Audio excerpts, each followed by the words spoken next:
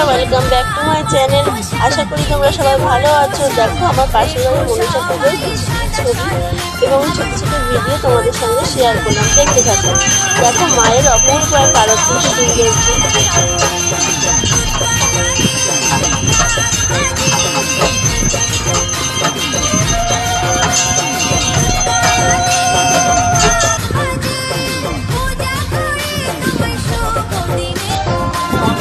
আর এবার আমার মা নিজে হাতে মায়ের জন্য লুচি আর পায়েস ভোগ বানিয়ে দিয়েছে।